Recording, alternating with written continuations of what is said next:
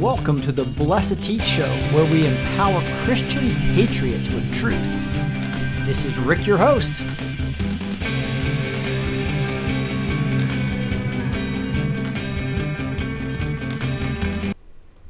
Here we are on Thursday, April 23rd. Hope you all doing well. Wow, what an exciting time we have here. We have a special guest I'll introduce in just a second, with who I'm calling the red-pilled Stuntman.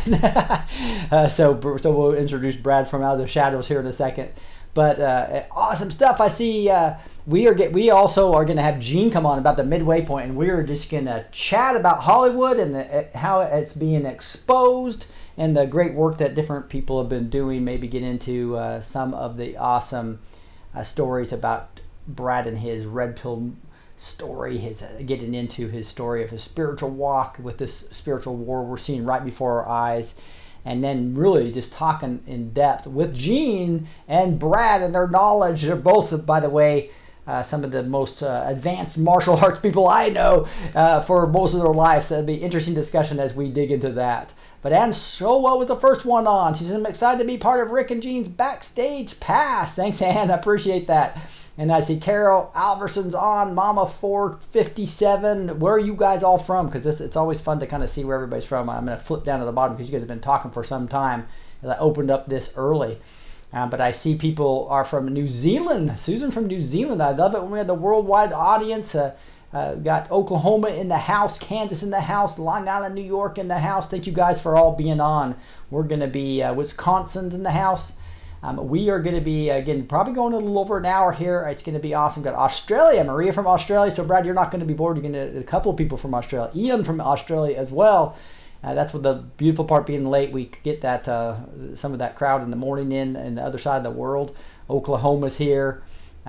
Life of Truth is here, Lou says. I love it. Thank you. Thank Life of Truth. I appreciate your call out the other time. We got Utah, Southern California. Wow, look at all those locations. Read them on the screen if you're looking there. We got Canada in the house as well. We got so all kinds of international locations as well. Let's look at a couple things, and then we'll bring Brad right on. A couple things I wanted to bring up is number one, still we have the 60 red-pilled patriots. I'm going to update this like the 80 red-pilled patriots based upon your guys' feedback. Again, it's not the YouTube type crowd because I don't have time for much YouTube. It's really people that put things in writing and research. So I have a list of that. You're going to go to impactculturenow.com or the link in below this video to get a list of the 60 top red-pilled patriots that I use for my research. That'll also put you on the Blessed to Teach email list. So if I get knocked off YouTube, you'll be able to get a hold of me. So you get two big benefits there. You're going to go to impactculturenow.com. Again, impactculturenow.com, or click the link in this video to get the list of the top 60 red-pilled patriots. All right, the other thing I wanted to make sure everybody knew is that if you wanted to get show notes on a regular basis, or you wanted to join Backstage, you're just going to go to blessed2teach.com. Blessed with the number 2 teach.com. And what you'll do there is you'll see here, there's the show notes right there. And you can sign up for those there. You can also go to Backstage right here. And that is where you can join usually 5 minutes before and 5 minutes after. When I don't have a guest like Brad, I have that available. And that 5 minutes is sometimes a whole Gene Unleashed session that's gone as much as an hour or more. And so if you want some more of me and Gene and get the exclusive content, you're going to click that Backstage button. You're going to also not only get exclusive content, and that includes interviews with Les, how my son red-pilled me when he was 18 years old, how we also have a Facebook type community there. I think I told you I got knocked off for 3 months of my own Facebook group. But now we have a Facebook technology that I control. They can't kick me off. And then I have a searchy tool. It's on a whole other cloud platform, high-speed cloud platform. Every one of my Blessed to Teach videos are there. You can search it and find the exact word and item that anybody on the show said. So whatever Brad says, Brad, it's going to be indexed for people to be able to find. So be careful what you say. I'm just kidding. But what Gene says, what Mark Taylor says, what Amanda Grace says, what I've said, you can find the exact minute and phase. And that is way better search engine than YouTube because it only searches the actual titles. This searches every word we've said. So I also have done the same thing for the prophecies of Mark Taylor and also Kim Clement. So I just want to make sure you guys knew where this was. One mistake people are making, they join they put their credit card in and they pay and they forget to check the subscriber email list. Then it unsubscribes you from everything you've already subscribed to. And I can't send you the instructions, and I can't email you by law the notifications of when we have exclusive events. So if you're coming on, again, this is a 45% off of the yearly cost, if you pay for the year in advance, of the monthly cost. And again, that's why I haven't read here. Please be sure to subscribe to our email list, because everybody that I get tons of emails because people forget to check that box. Hope that makes sense. But join us. We will be doing an exclusive with Gene here about probably the secret space program or other things here shortly. Now, with that, I want to bring on our guests, and we're going to spend the rest of the time with Brad. Brad, how are you doing tonight? Great, Rick. How are you? Oh man, it's such a thrill to have you. My wife and I watched this movie together. I think as a lot of other couples and families have done. So I can't imagine the views that you have on outofshadow.org, but so much congratulations on that. Yeah, thank you so much. Yeah, that's a good point. What you just said right there is that on our main YouTube page, we have about 10 million hits. And then I've heard numbers upwards of like 80 million or more around the world, and translations and reposts and everything. It's crazy. That is awesome. That is awesome. And what a great documentary without even credits at the end. That is just amazing. Well, that was the point. This is a creditless movie. We didn't ask for any money. We're not going for any glory. We're just trying to get the information out there. Yeah, that's such a noble cause, and I just love your heart in that. And you got to tell us about the painting behind you, though. That's a pretty cool rendition. So it's a photo. Uh-huh. And, for you in Australia and New Zealand, it's surfers. Anybody who's a surfer out there, that's the photo's taken by Clark Little. His brother was Brock Little, who was a stuntman and a good friend of mine. And I have a signed book by Clark via Brock. But then my wife bought me this. She knew I was a fan and bought me this picture. So that's awesome. That's awesome.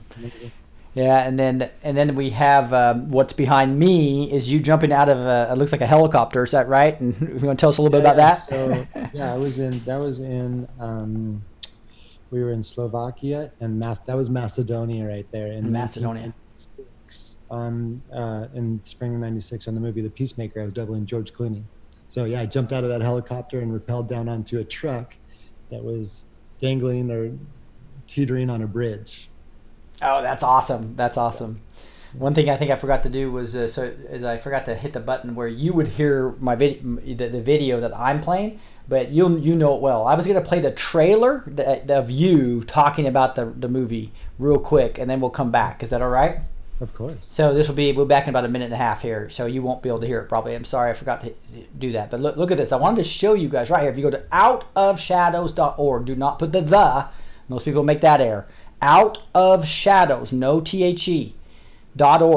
And you can start the movie right here. If you click on the movie and you actually click right here, it'll bring you to YouTube directly, and you will actually see the number of views, over 10 million views. And this is opened up a few weeks ago. But tomorrow it will be 2 weeks exactly. Tomorrow will be 2 weeks exactly. Awesome. So now if you go right down here, you'll see a picture of Brad right here. So it's the fourth trailer. I'm going to play that right now. Let's go for it. Let me just say this. Brad's one of the greatest stuntmen I've ever met.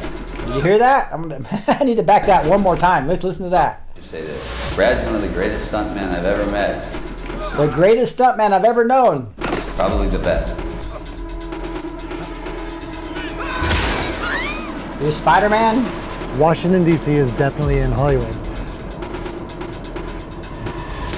From my research, there's only a few people that control all the content.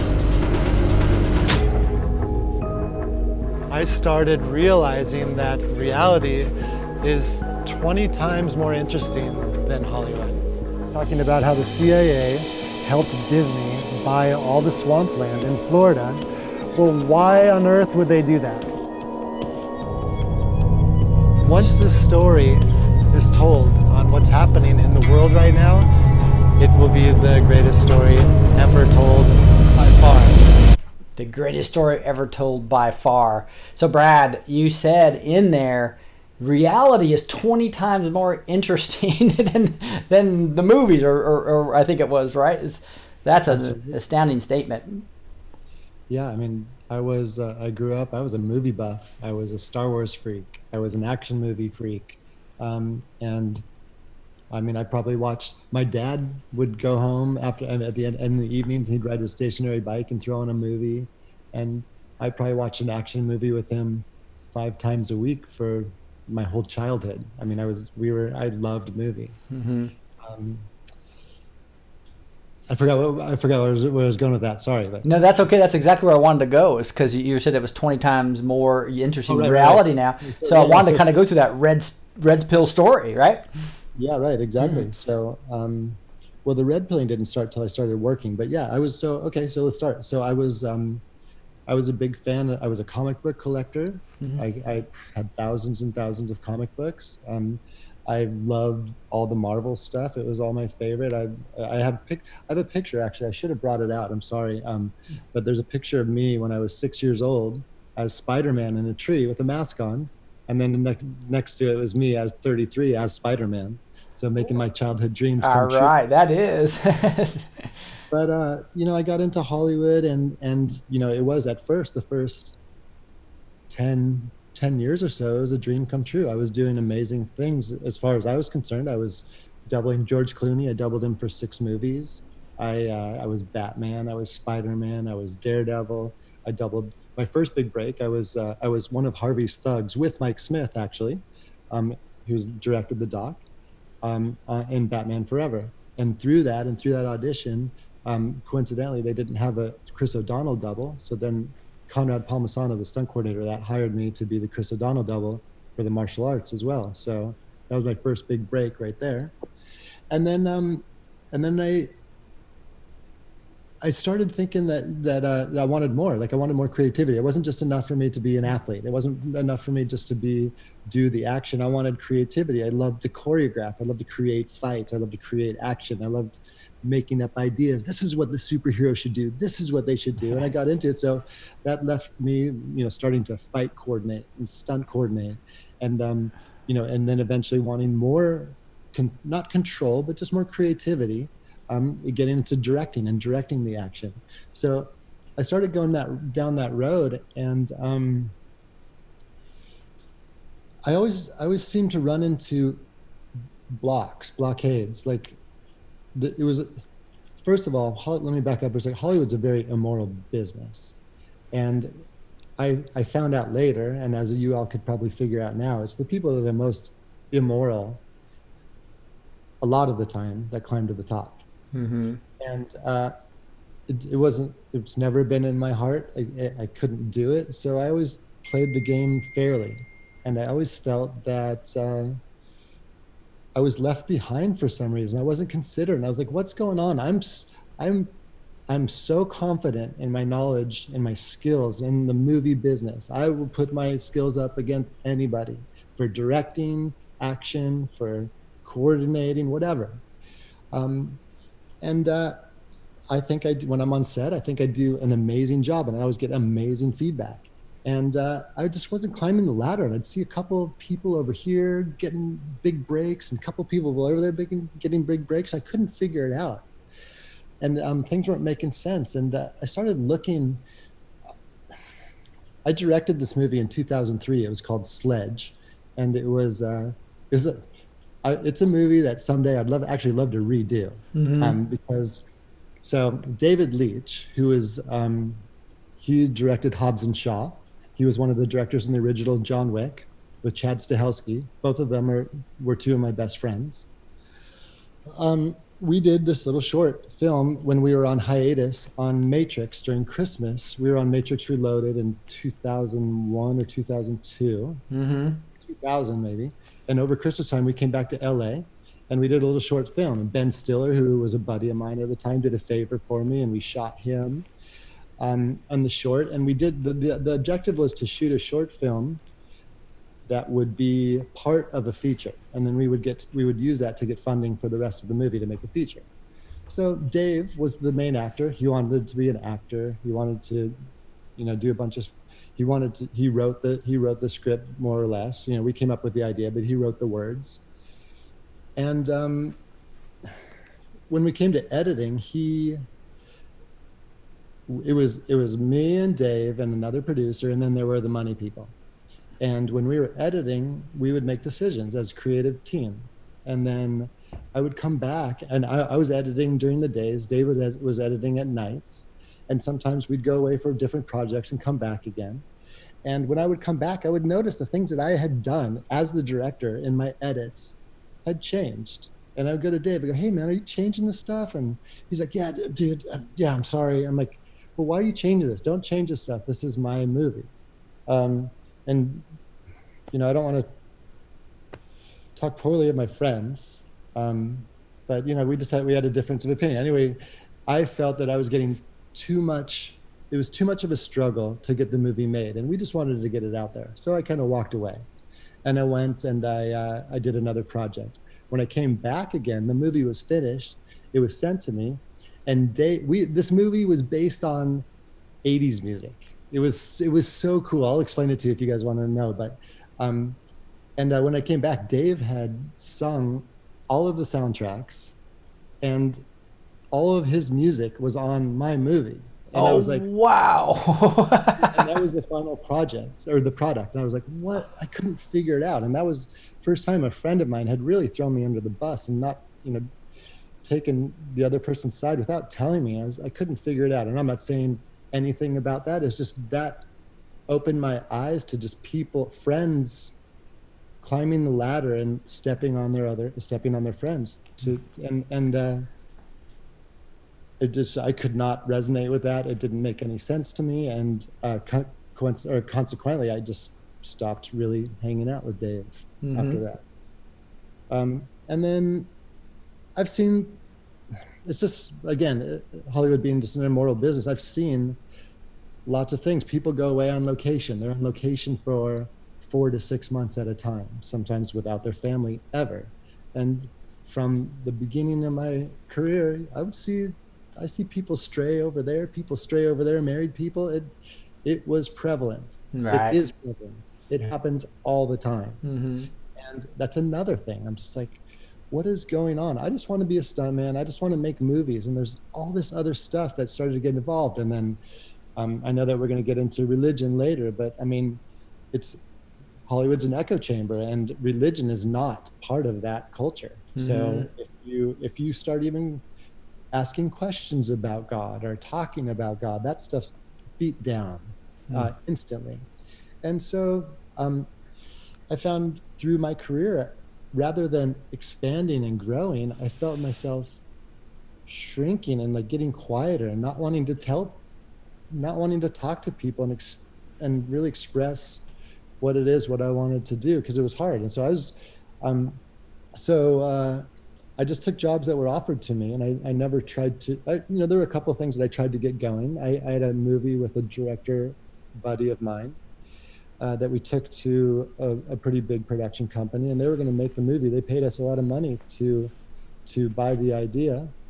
We had three rewrites on the script, and they ended up just sitting on it for years and years and years until the story became old. And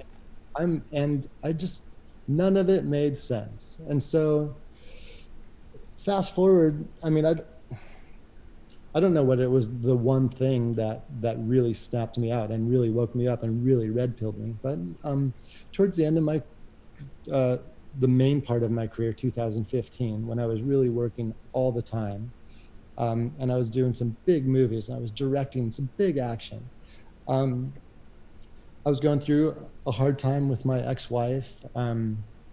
We had some financial differences, and I just realized that, in my opinion, I didn't feel that I could ever please her. And so we ended up getting divorced, and Mike Smith talks about this in his segment too, about how he broke his back. It's just trauma, big trauma. Yeah. Really makes you search for things, makes you search for things in life. So I was on a mission just to search for what my life was all about. Everything that I thought I wanted, I realized I didn't, and I didn't know why. Wow. So I started, I met another girl who's now my wife, and we have a child together. I saw that. Jackson, and, right? Jackson. And she actually was her, and then also I have some land in Panama. And I have a partner in Panama, and his name is Joe. And Joe and Ashley for the last 15 years, well, Joe for the last 15 years and Ashley as of recently, would just like give me little bits of information. Hey, what about this? 9/11, I always had questions about 9/11. And they would also give me other things, give me other questions about other conspiracies that were around in the world. And I didn't really buy into them because I was like the skeptic. I was like, yeah, but I was the devil's advocate. What if? Yeah, but what about this? What about this? And finally, I was watching a documentary one night, and I think I told you this the other day. It was called Invisible Empire, and it was talking about the Rockefellers and the Rothschilds and all the elites that are running the world. And something just snapped. I mean, it was the concept of rich and powerful people being evil for whatever reason never crossed my mind, or never really. I always thought it was fantasy because you see that in the movies. Right. The rich and powerful bad guy that's going to control the world. And it's like, okay, well, that's obviously fiction. And I never bought into it. And finally I was like, whoa, that's not fiction. That's actually what's happening. And from that moment on, I started researching more and more and more, and I woke up. So, and then as soon as I did that, then I started researching. I don't know how I got around to it, but then I saw some videos on Hollywood and what Hollywood is doing in terms of promoting the propaganda and desensitizing people. And I had another big break, and I realized that I was part of a big problem. I'm sending out bad messages to the world. And now at this point, I've got 2 kids, and I don't want to have a job that sends them bad messages. I want them to be proud of their father. I want to be proud of what I do, and I want to show them as well.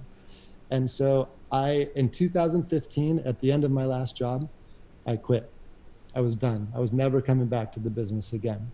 I was disgusted, and I didn't know. I was on another quest. What to do, and then now I'm just hardcore into all of this stuff. Unfortunately, I've had to come back the last year and a half because I ran out of money. That was the only reason. And it's the only thing not the only thing, but it's the only thing I can make money at that I'm really, really good at. Mm-hmm. So I came back again, and I wasn't getting the big jobs that I was, because now I'm no longer the hot new guy or the relevant guy at the moment. But I got some solid jobs the last year or so, and but again, my last 2 jobs. One was Marvel. I was working for Marvel, and the last job I had was Amblin, and working for Amblin Entertainment. They're just like mindless, stupid, no story projects, and I just look at myself every day wasting my life away on set because there's nothing to emotionally gain from it. There's nothing rewarding about it. I've done all that stuff. Yeah. I've done everything I needed to do. So that's kind of, sorry. That's awesome. I love that. I didn't even want to interrupt. It was such a great story, and I could just feel you there. But I wanted, and how did that lead to the movie and you and Mike, and so to give a little history of you and Mike, and then how it led to the movie. Yeah, well, Mike actually did a really good job explaining it in the doc. He woke up on his own from his accident, and he called around. He was trying to figure out who knew what he knew, and he called me, and then it was just like what we were just bouncing ideas, bouncing concepts, or bouncing knowledge back and forth off each other, what we knew. It's like, yeah, do you know about this? Do you know about this? Yeah. And we're like, oh my God, you're awake. I'm awake. Oh my and at that That's awesome. As a fellow stuntman, right? That's the cool part about it. Yeah, exactly. And at that point, Mike had already decided to do the doc, and he told me about it. And I said, dude, I'll do it. And he's like, he just like basically stuttered and stepped back on the phone. He's like, you'll do it? I said, dude, I'll do it if you think it would make a difference. I don't know what kind of difference I'll make. I don't know. Who cares what some stupid stunt guy has to say? I would do it if you thought it made a difference. And for whatever reason, that motivated him to also be in it. and then ended up narrating it because he was just behind the whole project. And I mean, Mike and I, we were friends back in the day for sure, but we have now reunited as brothers for sure. Wow. So now we were introduced to you by Troy. So I wanted to say thank you to Troy. Hey, Troy. Yeah, I think we might be in a kind of a low down prayer thing tomorrow. I'm looking forward to joining you guys. Oh, right. Yeah. So And if anybody out there prays, I think Troy, we should all pray for Troy to be able to sleep. He's having a hard time sleeping now. So okay. Troy to sleep at night these We days. will pray that for Troy as well. And so I think we'll have Gene joining us now. Gene, I just sent it to your to another email just in case you didn't get it, but I sent two things. So Gene will be joining us here in a second, but tell us a little bit about the Liz connection and how you two got to know Liz. And Well, again, that was pretty accurate the way Mike said in the documentary. He wanted to know about Pizzagate, and he knew Liz was one of the people that was spearheading this whole thing. And she was crucified for it. And he started realizing, well, wait a second, she's got valid information. So he tracked her down. And then when I did my interview, he brought Liz, and we became friends. And then Liz now, like I just told her the other night, we tell each other we love each other. She's my sister. that's great. We've decided in my little analogy, we've created like a little nucleus of a family. And now we're going to take these people that we trust, and now we're going to grow outwards from there, and we're going to start from the beginning again. It's great. Only 50 million people or so have been interested in hearing the story of the stupid Stuntman. So congratulations on that. I wanted to flip back to the screen real quick and show a couple other things real quick. Like here's in the Matrix. So I think you know Liz and Mike and Brad have been on in the Matrix, and Shady in Matrix Groove Hour, and I need to. Before I go to there, let me show you. This is the Twitter for Brad right here, Film Ninja. So go to @ActionDirector1, @ActionDirector1 right here, Film Ninja. Make sure you're following him because he's not on my 60 Red Pilled Patriots. I put that together before I got to know these guys. So make sure they'll be in the top 80 those, Brad. Don't worry.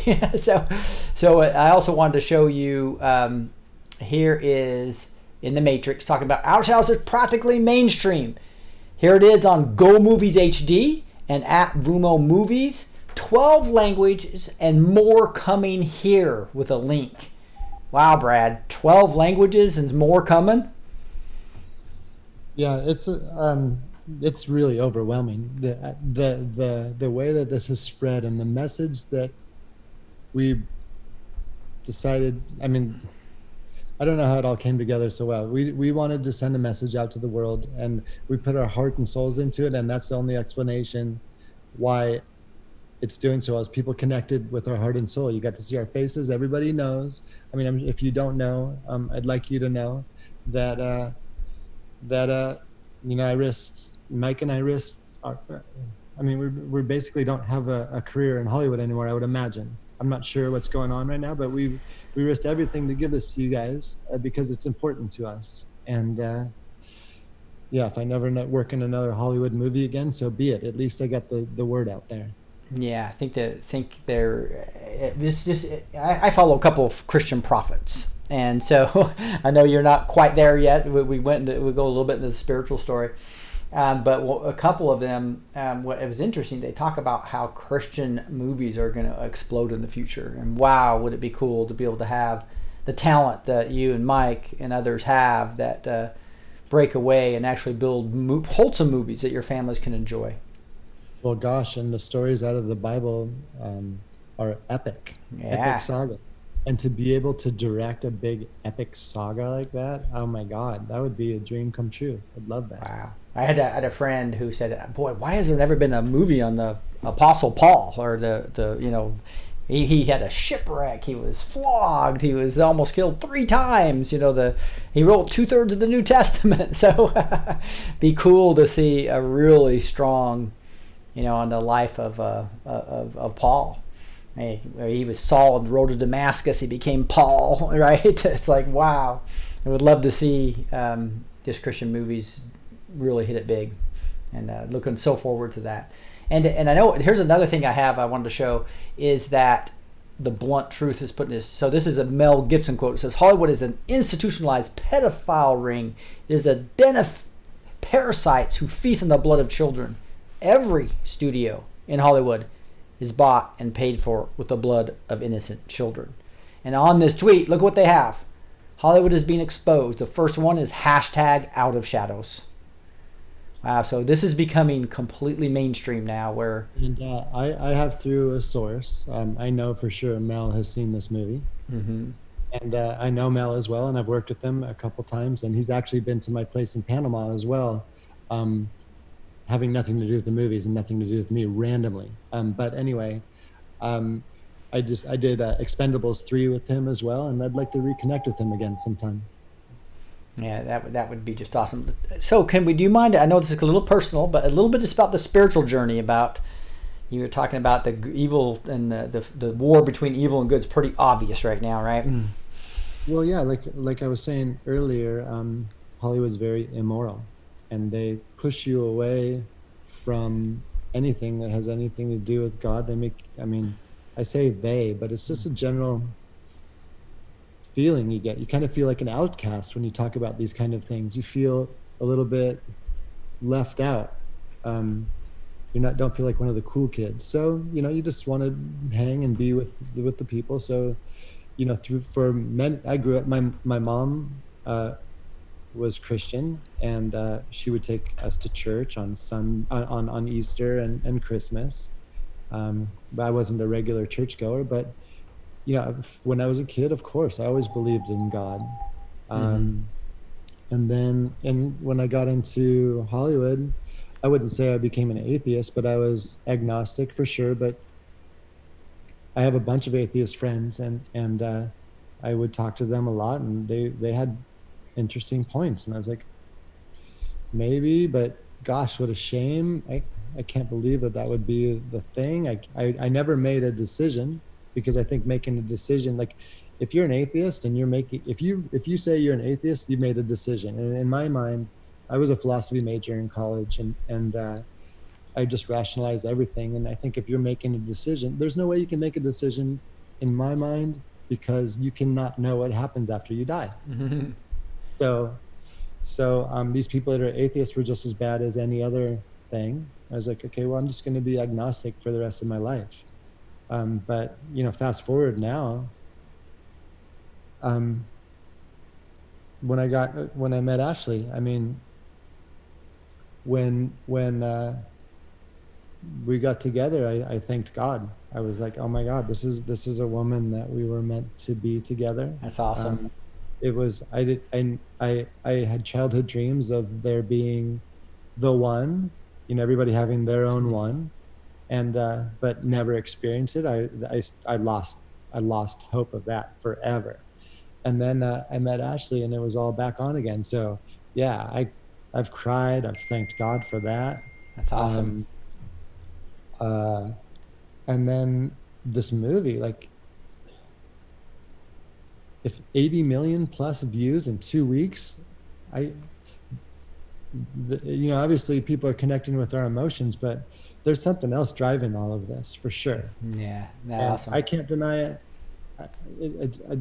I don't know what to say other than it's God. Yeah. I did want to say on the chat, thank you for Suzanne. Thank you all for both of what you've done for God and country. And I wanted to also thank for another super chat that was from Susie Q. Really appreciate it. You guys are just awesome in your support of this channel. And I wanted to let you guys know, make sure when you go to the website of Out of Shadows with an S, outofshadows.org. At the bottom, there is a place to donate for what you would pay for the movie anyway, right? So help these guys, bless them so they can make some more movies, because I think that's a real important point. So again, you're going to go to Out of Shadows right here. Watch the trailers, watch the movie, share it like mad, and then down here you can donate. So please. People. There have been people that have contacted me and asked if it's okay if they translate it. This is what we're encouraging for everybody. Please, first of all, download it, so it can't ever be erased. download it and repost it. So Exactly. millions of people are sharing it with everybody, and it can't be denied. That's what we want. Mm-hmm. That sounds great. Well, Gene's behind schedule. He must be having some computer problems. By the way, we you guys are so awesome. Gene's got a new laptop and a new desktop, but it's all getting ready. So he's still got his old one with a lot of bugs in it and a lot of problems. So he should be much better off here soon. I wanted to get into a little bit about the process of making the movie and how that was different when you were making your other movies, where you're director slash. And so how was that different for you? Well, again, so I know all about it, but it wasn't me. It was Mike Smith. Mike Smith took this movie and he turned it into this amazing thing.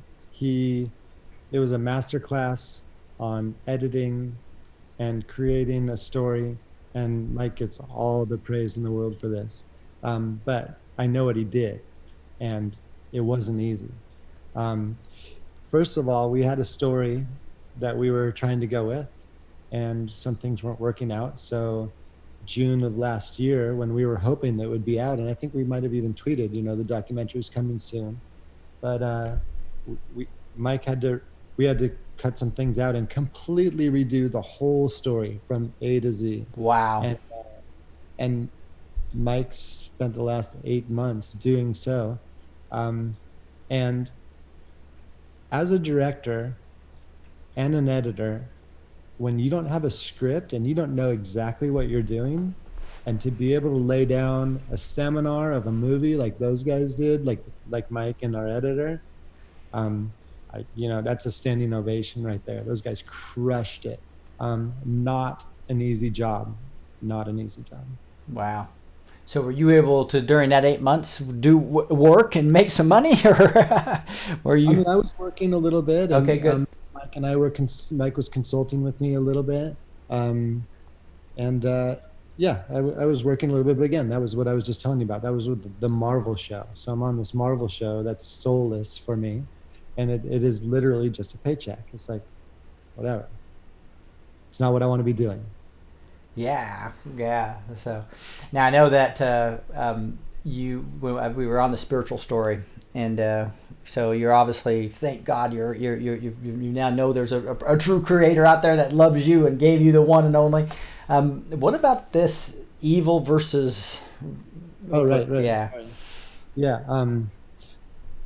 I don't really know how.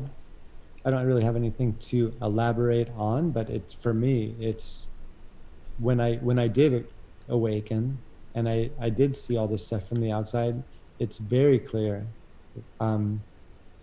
Actually, you know what? I got to go back. So I was looking at, when I was probably a few years ago, I was looking at some documentaries, and I listened to another guy on YouTube, Jason A, who does some really good videos, but he's a religious man too, for sure.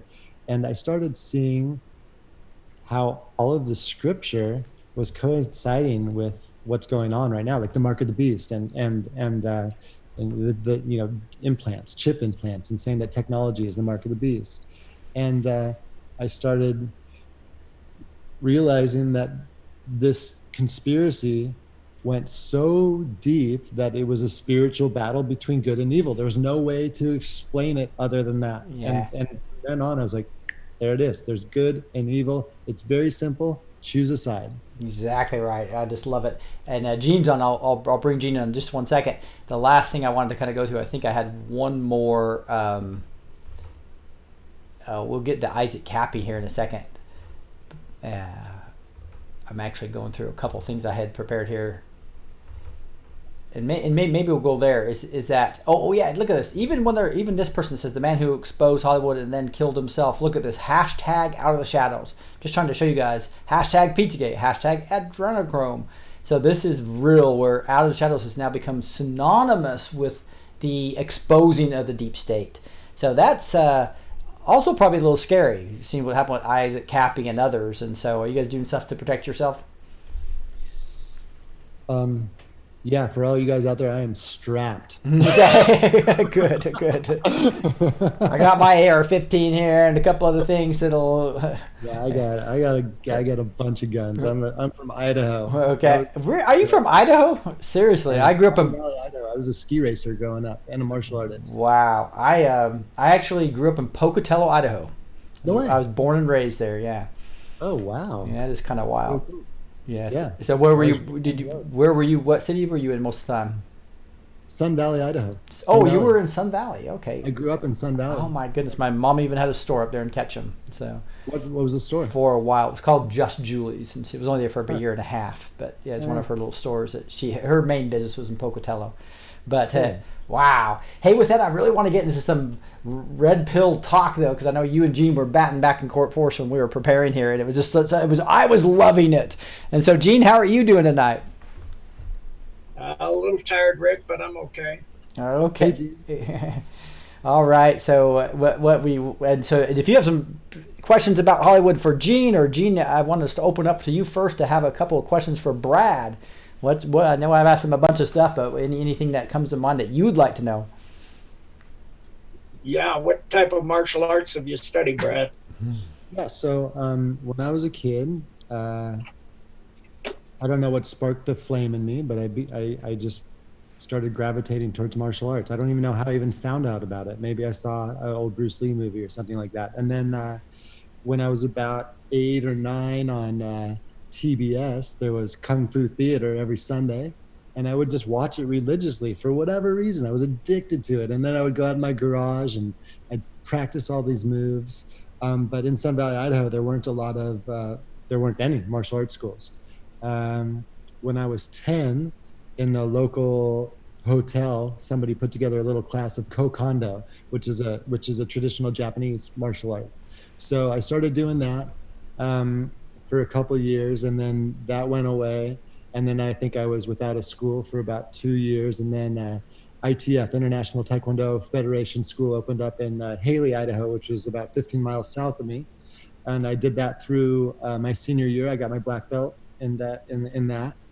And then I moved. Then I went to University of Washington. I studied WTF Taekwondo. I studied Aikido, and then I traveled around the world for a year before I moved to LA. When I made a decision in my sophomore year of college that I was going to be a stuntman. So I had that in the forefront of my mind for 3 years until I actually made it happen. Then I moved to LA, and then I brought up Chad Stahelski earlier, who was the director of the John Wick trilogy. And he and I got together, and he was a full instructor in Asano Academy, which Dan in Asano, and all of those instructors there are fully versed in 7 or 8 different martial arts, like Kali, Thai boxing, shoot wrestling, Eskrima, Savat, and a few others. Anyway, every day we would train every day, and we would take that skill and I can do it somewhat functionally, but what I did was I adapted everything for the movies because that was our intention, to be stuntmen. So I'm very well versed in many different martial arts, but it's most of the time it's just to look good. I'm sure I can execute some things, but I've had a few tournaments, I've had a few fights back in the day, but now it's just all for flash. That's awesome. Angela Nell's asking, has Corey Feldman tried working with Brad? I've never met Corey, yeah, something that people need to realize too is I don't really have a choice what I do. I get lucky to be offered a job, and once in a while maybe I'll get to choose between 2 jobs. Possibly, but pretty much you finish a movie, somebody calls you, get another job, and you take it for the most part. So I don't. Nobody has sought me out. I'm a stunt coordinator, so I would get brought onto a project. These people like Corey Feldman, they would seek out a director, they would seek out a script, and then, by chance I might be attached to that movie, and I would work with them. But it doesn't work like that. Like Corey's never reached out to me, and nor would he ever, I don't think. Okay. Maddie, thank you so much. Really appreciate it. Getting a lot of people God blessing us. Thank you so much. Got about almost 1,700 people on right now. It's kind of exciting. I know they want to continue the story. Gene, anything else you want to ask before we reverse it to you? Yeah. So, what drew you into getting into stunt movies, the stunt position in movies to start with? Well, I was saying earlier, I was a big comic book fan, and I was a huge action movie buff, and I loved TV shows like That's Incredible back in the 70s, and The Fall Guy, like maybe late 70s, early 80s, about stuntmen. And it was a career it was something that, it was a childhood fantasy. Everybody wanted to be a stuntman when they're kids. All the kids wanted to be stuntmen. Yeah. And then I was in college, and I was an economy major, and I was like, economics major, and I was like, I don't like it. I don't get it. It doesn't really make sense. And it's not really what I want to be doing for the rest of my life either. And so I was like, well, I need to make a decision. What am I going to do with the rest of my life? And one day I was like, it just came back into my mind, stuntman. Oh my God. I had that thought when I was a kid, somebody out. And then again, my philosophy major degree, I guess it was before that though, but I was always logical. I said, somebody out there's a stuntman. Somebody in the world is working as a stuntman. So why can't I do that? So I just decided that's what I was going to do. I was a kid. Why not try it for a while? And I didn't even consider that I was going to fail. I just went down there and said, I'm going to be a stuntman. Yeah. Wow. Yeah. So I know Angela was talking about Corey and just the exposing Hollywood. We understood that. I think that. Yeah. I mean, I'm a little bit. I don't want to. I certainly don't want to criticize Corey. Corey, I honestly believe, was a victim of some terrible things, for sure. Mm-hmm. It's just unfortunate. I saw a tweet 2 weeks ago when our movie came out. Corey said something to the effect of what we were saying was not true. And I just think wow, that's really that is sad.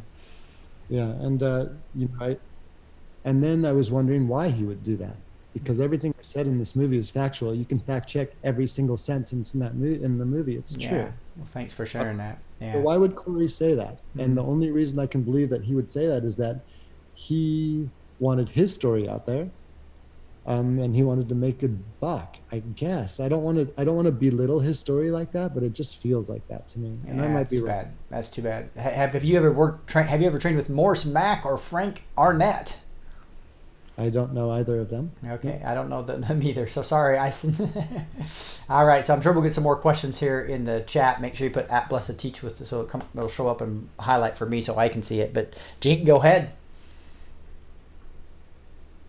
So, what kind of things are driving you to learn and experience after all of what you started red pilling? I mean, I imagine your focus on at least being stunt or directing has changed massively. Yeah, well, that's a great question. There's two parts to that. The first one is, like I said in the documentary, I want to make good movies. I want to make movies that touch people. I want to make, it'll be tricky, and I'm sure there's plenty of them. I know the Bible has plenty of action.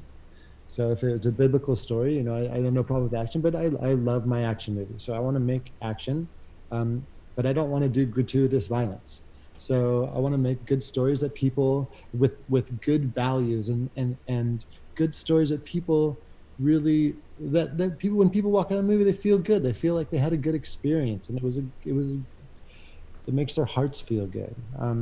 That's what I liked when I was a kid, and that's what I want to bring back to the movies. And I'm not saying they're all like that. I know that back in the day there was still gratuitous violence, but I'm going to step it up. I'm going to change the movie business. I'm going to make it better.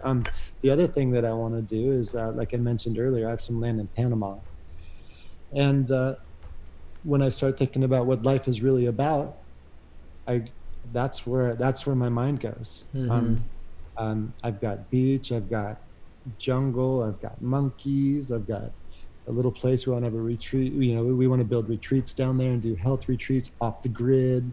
Right now I was trying to market it as, I'm not sure where we're going to go with this, but the idea is there, which is we want to make the healthiest place on earth. a place where people can go, mind, body, and spirit, and just regroup and refresh and reboot.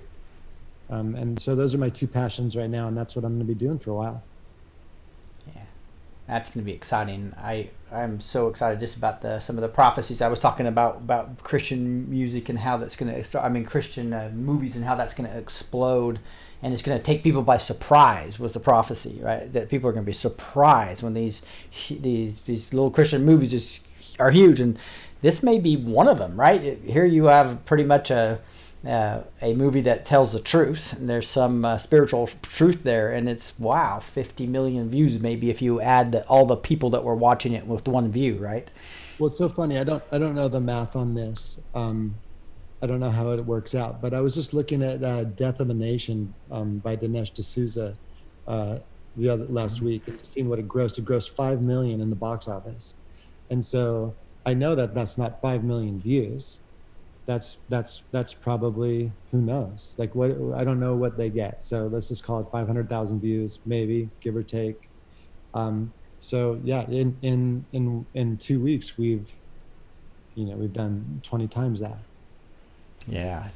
So the power of social media, you guys have unleashed. Yeah. And you guys do. If you enjoyed the movie, please do a small donation of what you would have gone to the theater anyway. That's part of I think that's part of what we'll empower them to have a budget to do other movies.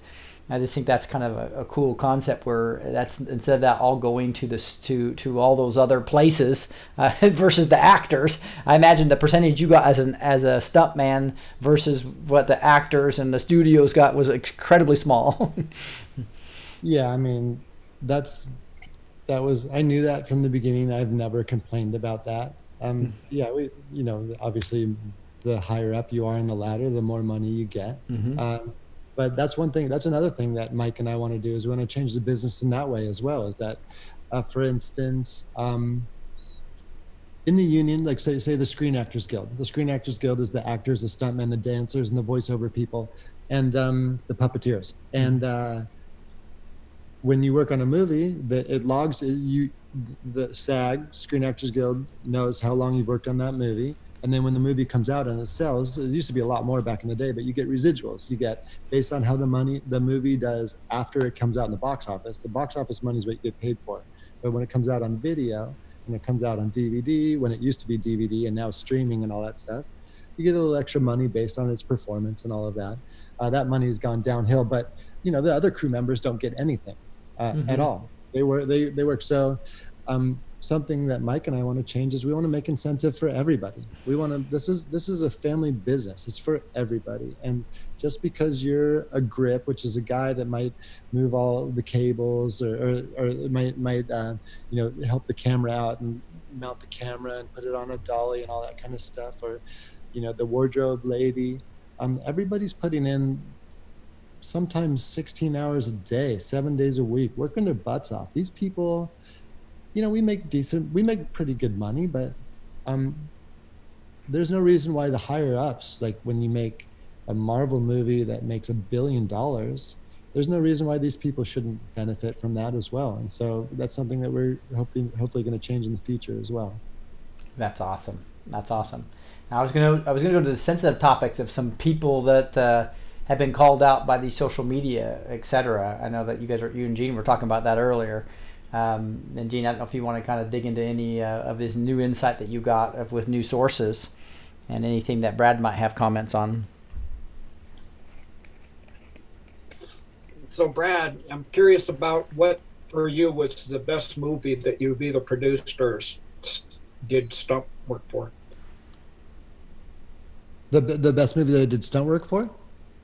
What was the movie that you felt was your best, that you've either directed or done stunt work for, that was your best stunt work, for example, and then continue to the best movie you feel that you've been involved in? Well, there's a few things. As a stuntman, I'm super proud of my first movie that I doubled George Clooney on, The Peacemaker. I did some really big stunts on there, and I was a newer stuntman, and I got the opportunity to do some big stunts. I was like, oh my God, like that shot right behind you, doing the rappel out of that helicopter right there. I jumped out of a exploding church.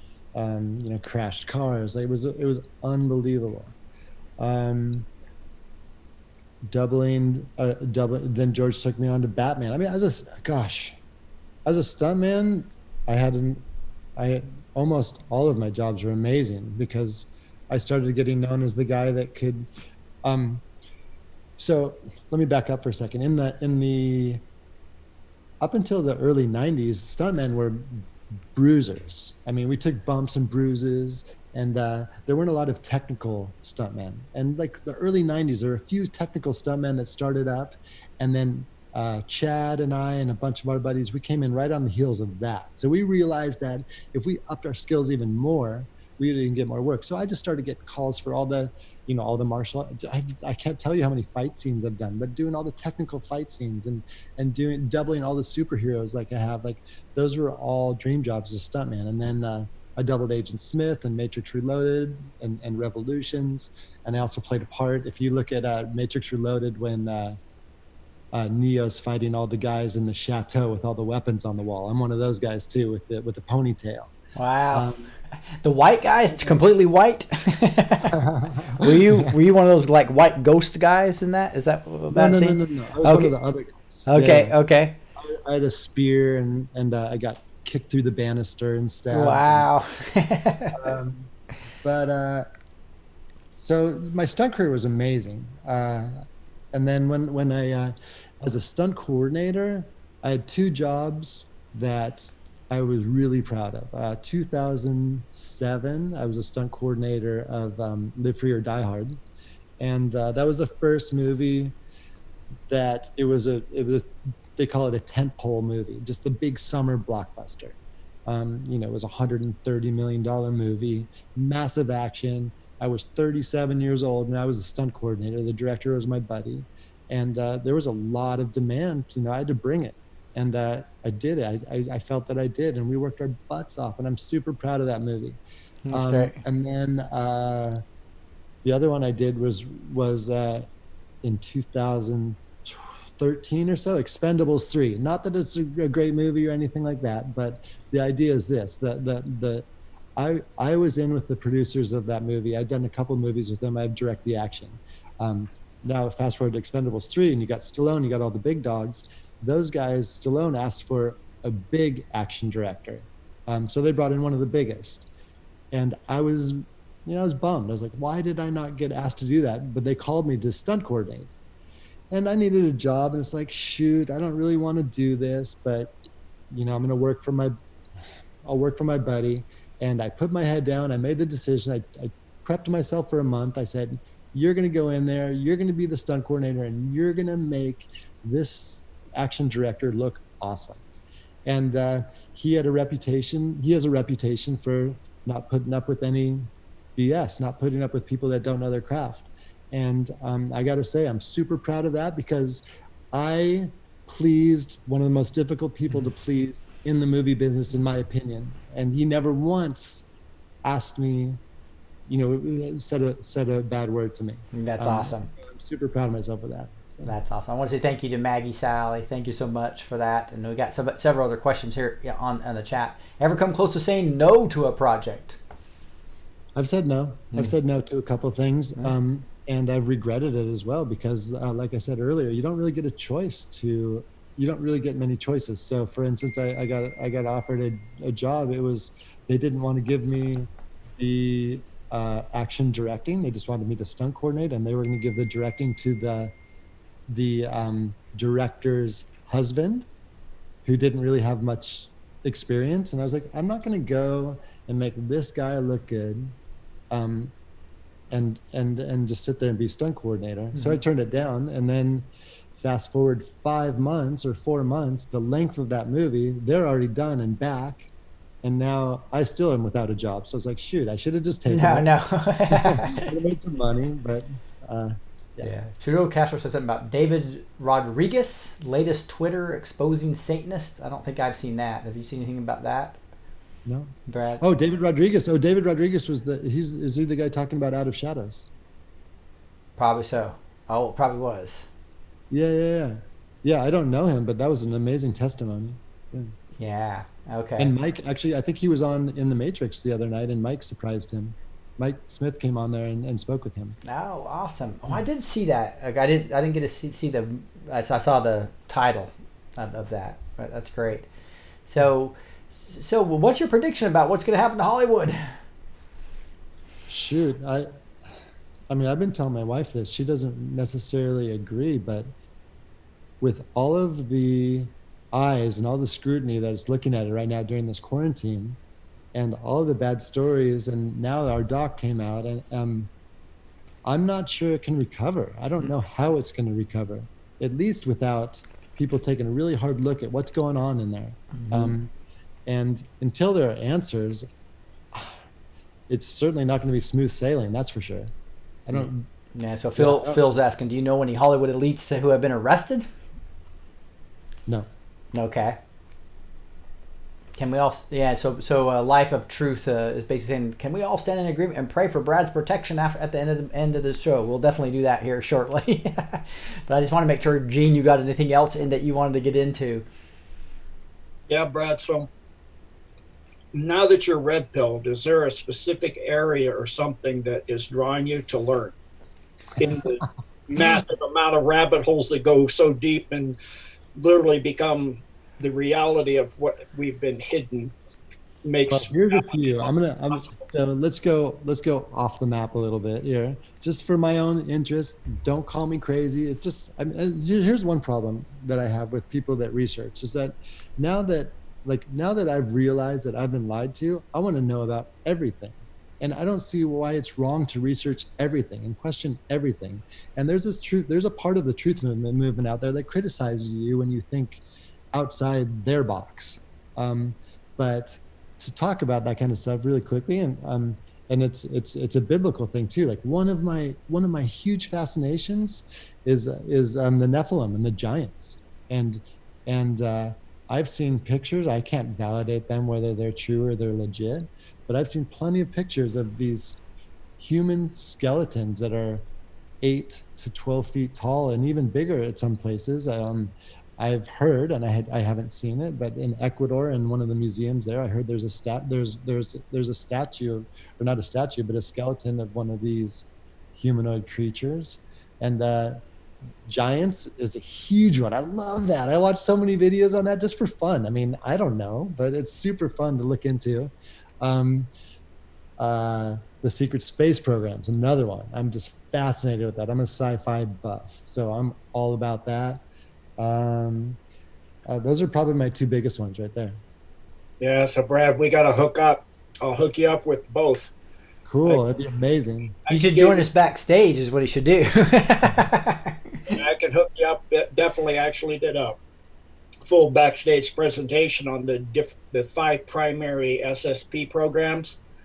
And then if you ever come out my way to Colorado, and as well as others, and you want to go some off-trail stuff way back in the mountains, I can show you some giant type deals. That'd be amazing. What's the gentleman's name? He was the geoengineer for the military that was a whistleblower. The first major one who did all of the designs for the first part of Solar Warden, as well as a lot of the Dark Fleet, was William Tompkins. Who was the geologist that worked for the military? Referring to Corey Good? Bill Schneider. Bill Schneider, you Bill mean? Schneider. Dude. Oh gosh, I love his testimony. Sounds crazy. But I mean, I loved listening to him. I haven't listened to him for a while. I mean, I think I've heard almost all of his stuff, but that's a fascinating story. Yeah, when you get killed for putting something out, that's a pretty good indication that what the person was saying was true. And they beat him almost to death and then strangled him to death with a catheter. Same thing with you listen to his testimony talking about how he got in a firefight with the Greys. Caught in the chest, and he puts his hands on his chest, but his fingers are like this, and you're like, oh my God, did it really singe his fingers off? It's like, maybe. My buddy Joe in Panama, he's got me thinking. My response to everything right now is maybe. Yeah, he also had a huge scar across his chest, and where he put his hand, he used to open his shirt and show that scar as well. Right. And then he also, when he did his shows, he had element 135 and a few other elements that are, the programs only have access to. They don't occur naturally on Earth. Exactly. And talking about the element 135, doesn't Bob Lazar talk about that as well? Yeah, it's for the craft. It's a very lightweight, radar invisible, but extremely strong material. Yeah, I'm fascinated with Bob Lazar's story as well. Yeah, so Phil Goodrich is asking, Brad, given the amount of information you have on Pizzagate, do you know anything personally about all the deep underground military bases, the DUMBs? I mean, I'm educated in that as much as any of you could be on the internet, but I don't have any inside information. No. Need to watch our videos. So, Yeah. so Gene's in the 6-part series. I think I just sent you one of them. I don't know if you got a chance to see that yet, but we dug into it. So it's kind of become the psyche of the Anons now, all talking about the deep underground military bases. It's really kind of exciting. Go ahead. Thank you, Sarah Garza. Yeah, thank you. I kind of like to replace the D with an S, secret underground military bases. I don't like being referred to as the dumb guy. I'm They go, gonna yeah, give do you they guys, have dumbs? I go, no, they have sums. There's some everywhere you look. yeah. So speaking of dumbs, and this would probably roll right into one of my other rabbit holes I like going down is just the whole Agartha thing, the whole Middle Earth. Oh, wow, you hit one of my favorite of all time. Yeah, I've got maps. You got to come to Colorado. I have maps. Cool. That and Antarctica. I guess those are the four. So Antarctica and Agartha, you could kind of say that it's maybe one and the same. If you talk about Admiral Byrd and all that stuff, you could maybe tie that all in. But yeah, super fascinating. It all connects. It's very fascinating. I agree with you. It just entrances my mind. The Agarthas are what's left of originally the Polarians, which are before the Lemurians and before the Hyperboreans and the Yuger. That was Polarian. They went down in there after that first destruction. Yeah, I got to learn a lot more about that. I have a lot of research to do there, but yeah, the little bit that I know, it's a maybe, and just because it's a maybe, I just want to know more. Yeah, I'm like you. There is no topic that I don't want to know everything I can. I pretty much tried to study anything that came my way. This from medicine to Chinese medicine to natural medicine to homeopathics to acupuncture to real estate to the laws to the politics to the SRA to their symbols and technologies and secrets and the programs, the MyLab, just one thing after another. So that's why I kept going for 30 years. When I first started, I would literally study on it about 40 to 50 hours a week. I couldn't get enough. It was like, there's so many topics that everything we know has ever been told us. Like literally gravity's not a pull, it's a push. The Arctic is not north, it's south. I mean, there's nothing that you've been told almost at all. After a while, Rick told me, is there any conspiracy theory that's a theory at all? I can think of one.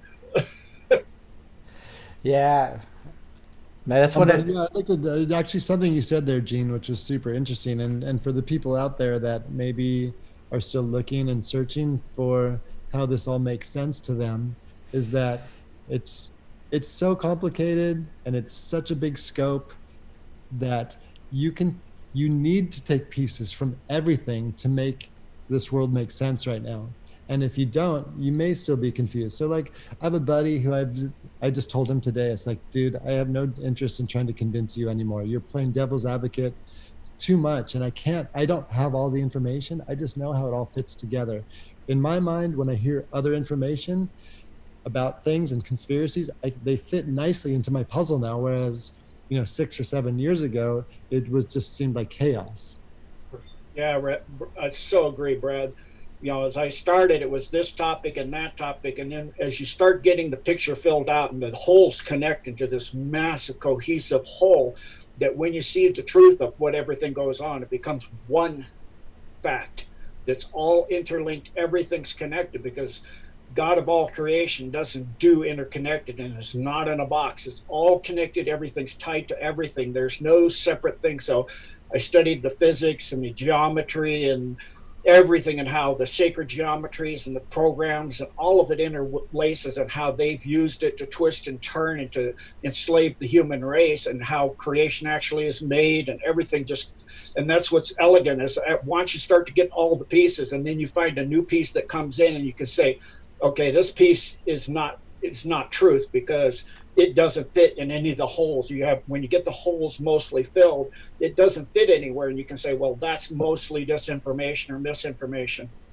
Yeah. Hey, I actually remembered a really cool story I got to tell you guys. And this is a firsthand piece of knowledge, a firsthand experience of watching information get brushed under the carpet, and I was blown away. So 2015, I was working on Zoolander 2, which funny enough is about child sacrifice and, you know, blood, the eternal fountain of youth and drinking blood and all that stuff, funny enough. But I told Ben Stiller asked me to do the job. I was buddies with him at the time, and I had been for 15 years, but I said, I'll take the job, but I had already signed up to go to Egypt with Graham Hancock. My wife and I went to Egypt, and we did this tour with 80 of us.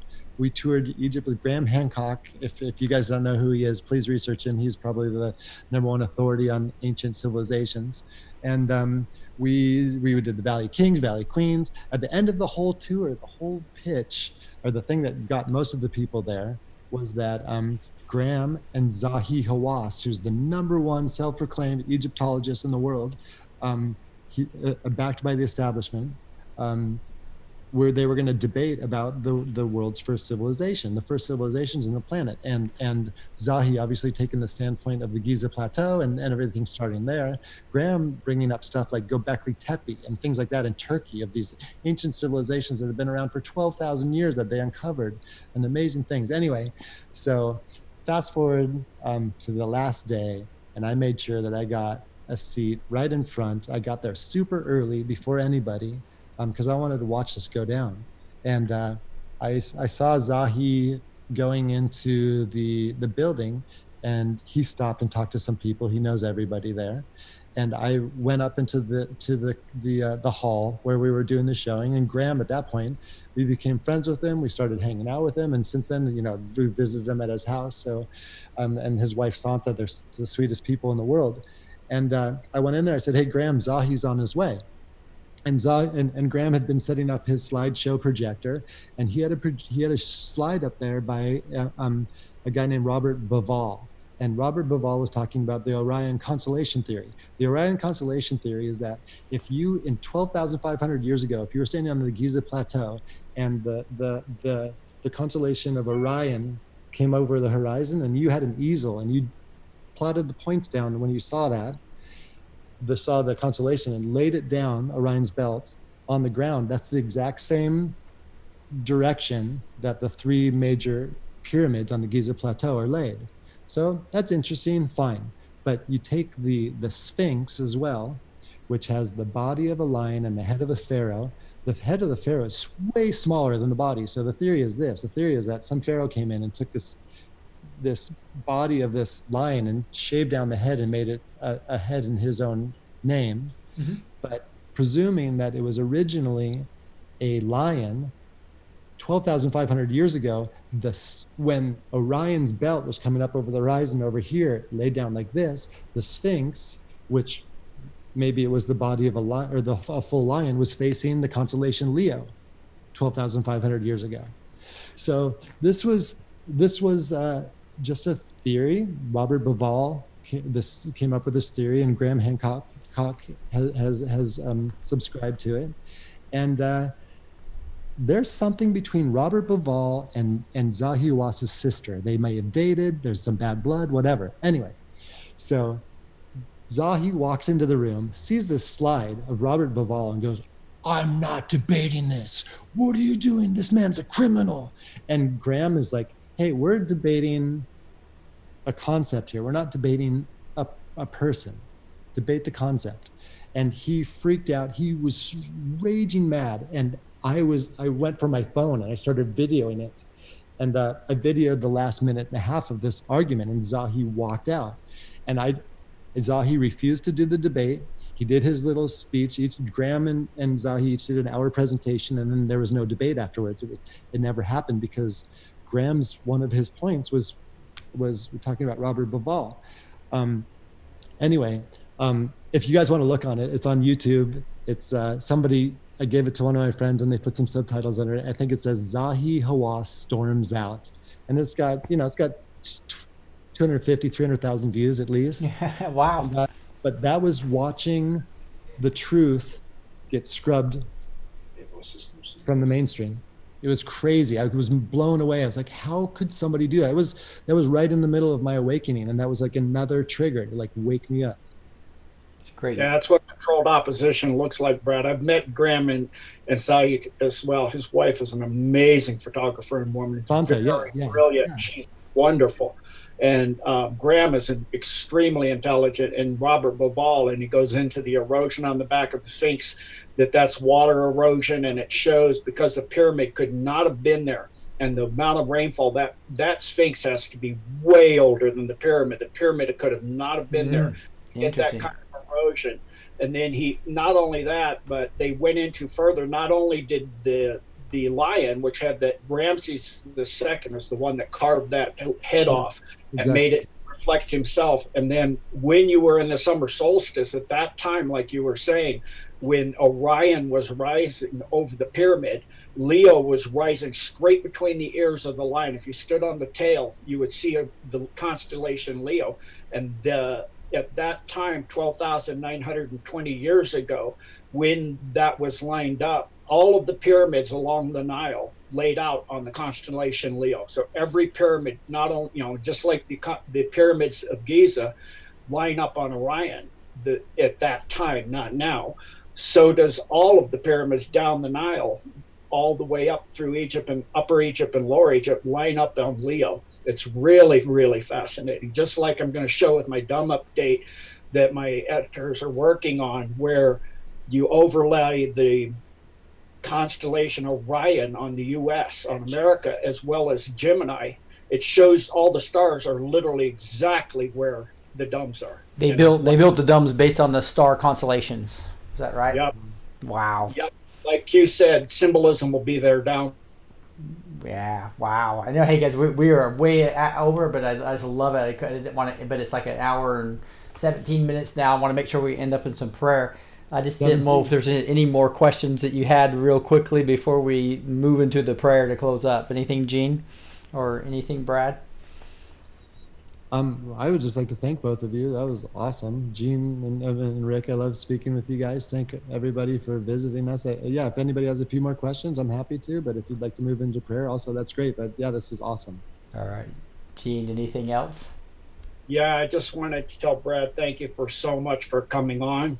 It's been such an honor to get to know you a little better. I know we talked behind the stage a bit before the show a few days ago, but really seeing your interests, which literally line exactly up with where I'm at with Gartha and Hollow Earth and the secret space program and everything. It's just, we seem, and martial arts, we seem to like be quite aligned in how our interests are. And you've even studied Eskrima, which is one of my favorite styles of all, because I was stationed in Philippines and my first instructor taught me that, who was a Special Forces SARS school instructor. And so it seems we share a lot of common interests and also are drawn to common people like Graham Hancock, who I think is one of the most brilliant people I've ever met. And his wife is just incredible and one of the best photographers I've ever seen, as well as Robert Bauval. And I met him. Wow, what a mind. He's incredible. So thank you so much for coming on and sharing all your vast experience as well as your intuitive insight. And it's going to be really exciting to watch how you grow as you learn, like Zahi's, how he's controlled opposition, like we were talking about AJ before, how they control. If you want to not get things revealed, you put people in place who control the opposition. It's called controlled information and disinformation and misinformation. So thank you so much, Brad. God bless you, sir. Thank you, Gene. It's an honor. All right, so we'll close with some prayer, but there was one last question from Phil Goodrich that said, how close do you feel like the corrupt elite are to their downfall, and what would you suggest listeners can do to help? How close do I feel the elite are to their downfall right now? Right. I cannot believe this can go on much longer. I mean, the tides are changing. I can feel it right now. And there's so much awareness out there right now for us to continue on this path of just not paying attention to it anymore. I don't see that as a possibility anymore. So I think it's changing right now. I can't say for sure, but I feel for sure. I have 100% faith that this is all changing right now. I have 100% faith that this is all going to be worked out at the latest by the end of Trump's term, next term. But I think it's going to be much sooner than that. I think there's a lot of surprises coming up before the election. So I wanted to ask one of our listeners in chat. Brad had a really great question that I was thinking to ask. And thank you, Phil, for putting this out on the super chat. Thank you, sir. Brad, do you have any people in Hollywood that you would say are not corrupt? Oh, yeah, I don't know if I mentioned this to you guys the other day, but I've been saying this on some on most of my podcasts, if not all of them, is that what people need to realize is that this corruption is at the top. And yeah, there's immorality within the business, but most of these people are family-oriented, good people. The crew members on these movies, my friends. I've made some of the best friends in my life, people that I trust with my life on movies that are certainly, in my mind, good people. There are many, many good people. I think there's more good people than there are not. I just think that they're being misguided. It's a big trap they have.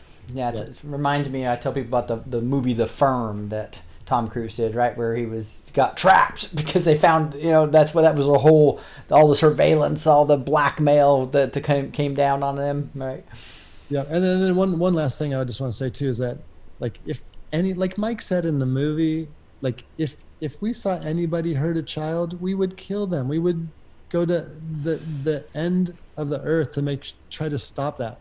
People, we don't see that. Movie crew members don't see this stuff. It's not prevalent on set. It all happens off set. So yeah, it's a good point. It's a great point. All right, with that, let's. I thought Gene and I would pray for you, Brad, and pray for Troy as well. You asked for the pray for Troy, who's having a hard time sleeping. Gene, I don't know if you've caught that part, but Gene, would you mind starting and I'll close us? Yes, and I'd also like to contain Brad and Mike in this prayer because they're out there on the edge. And Liz as well. But why don't we throw Liz Crokin and Kevin Shipp in there as well? Oh, absolutely, Brad. Kevin Shipp and who else? I would also like to, we're leaving him unnamed at the moment, but our editor too, who did an amazing job on this. Okay. Sounds great. So, you start us off, Brad, and include them, please. I didn't want to put Brad on the spot, but you can pray, Brad. Do you want to pray before Gene and I? I mean, you're gonna have to guide me. This is new to me. So. I love it. Well, you want you just listen this time, and then next time you come on, we'll have you just do a little prayer. To me, it's like what I love about praying to the real God is that He just wants us to talk to Him like a person, right? So that's what I like to do is to say, Lord, and talk to Him like a person. Gene, will you go first, and I'll close us. I'll need Brad to give me the names again. Kind of lost.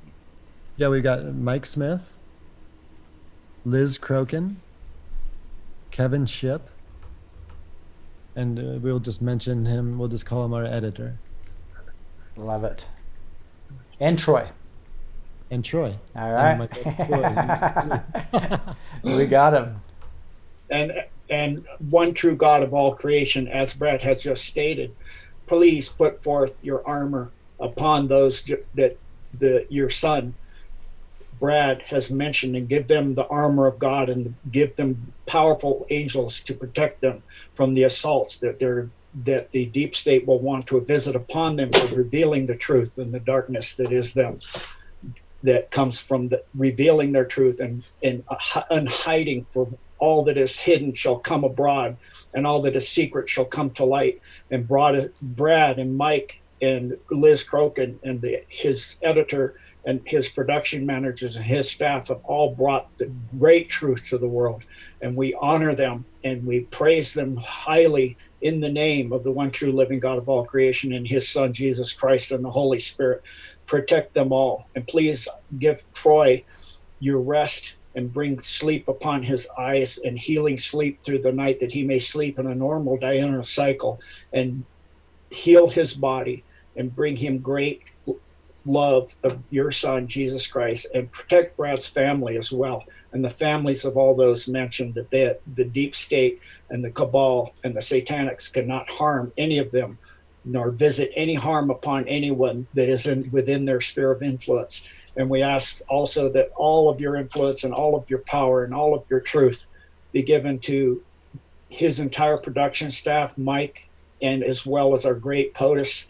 Lead him in the fight against the cabal. Protect him and his family and all the millions fighting underneath the earth in this cabal and in the skies above us and throughout the oceans in the world.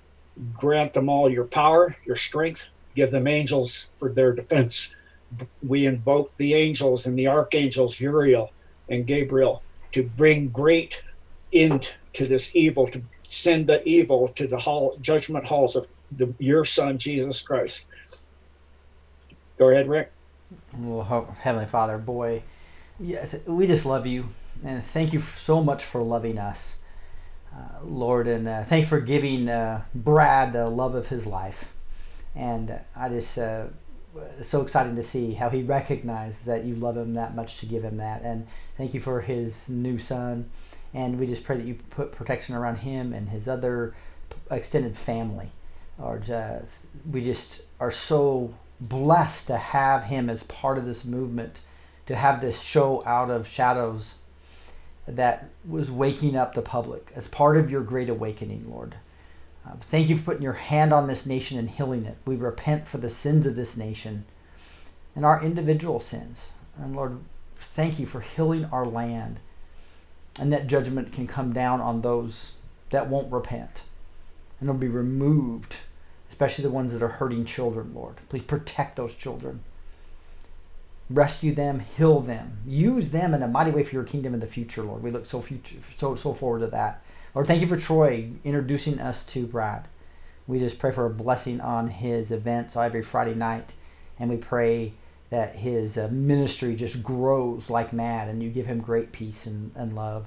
Lord, we pray for specifically for Mike and Liz and Kevin, the editor, for their protection. Not only the protection, Lord, I pray for massive blessings. The abundant life comes across them, that these blessings come, this money comes in flowing to them, that they can use as projects to accelerate this movement and eventually get to this giving us awesome movies that are full of truth versus the evil that we've seen.